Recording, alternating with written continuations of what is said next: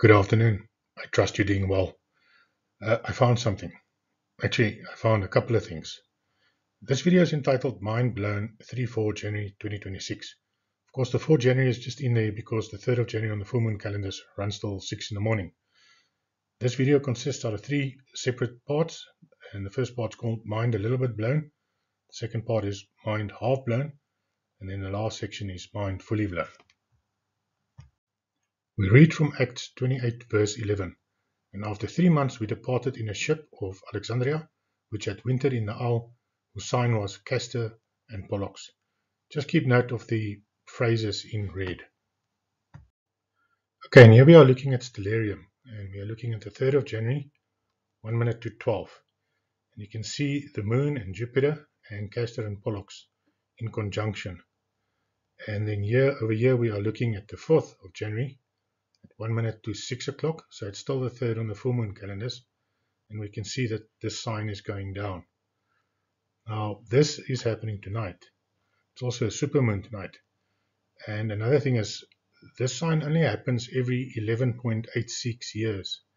So the last time this sign occurred was 11.86 years ago, and obviously the same for the next time.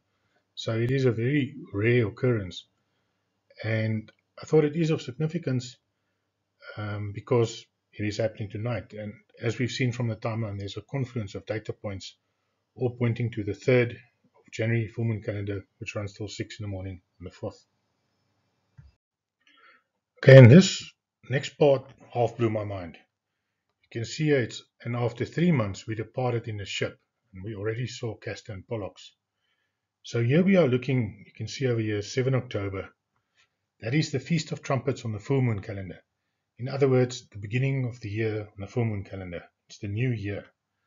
And counting from there 90 days, 3 prophetic months, so in other words, it's 3 months of 30 days each.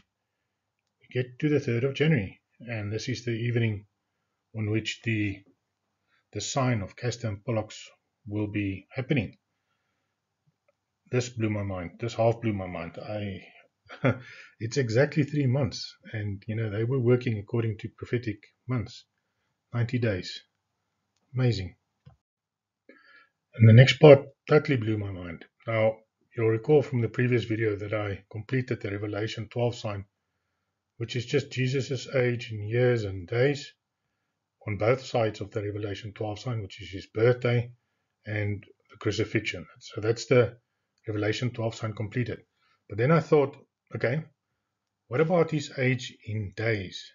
Because 33 years and 217 days equals 12,270 days.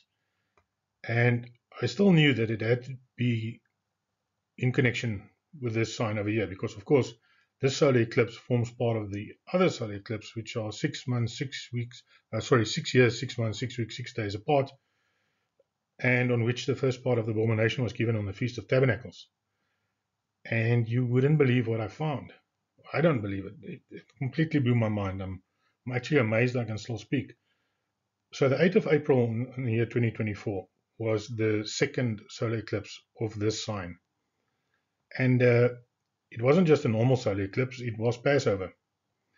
And running from there, 12 months and 270 days. So basically, that would be the 12,270 days representing Jesus' age, the second part of the puzzle. And it runs to a specific date. Okay, so it runs from there, and it runs to the 3rd of January also. So when I previously said there's a confluence of data points on the 3rd of January, I was underestimating that. There's just been 2 more added. Now, note, I'm not saying that anything specific is going to happen on that day. I'm just saying this is an extremely high watch date from 12 o'clock at night. Previously, I just said 12 to 6, and I thought maybe some people would think 12 in the afternoon till 6 in the. It will be 12 o'clock at night till 6 a.m. Now, note, it can also just be that we know that America bombed Venezuela today. So that could be that, which leads to the outbreak of the Third World War a couple of days later. So if historians were to look, well, if there was going to be survivors in the long term, it's a kind of silly statement to make. But let's just say, if historians were to look back one day and say, when did the Third World War begin? Then they would say it was the day that America bombed Venezuela, the 3rd of January 2026. Could be that, or it could be something more. There is a ship leaving. Castor and Pollux are represented. The other side of the Revelation 12 sign, solar eclipse, is represented. Everything is there. So this is an extremely, extremely high watch date. And I really have my hopes up now. I think I'll be a little bit crushed if nothing happens. And well, guys, I'm hoping to see you in the clouds. God bless you, and goodbye.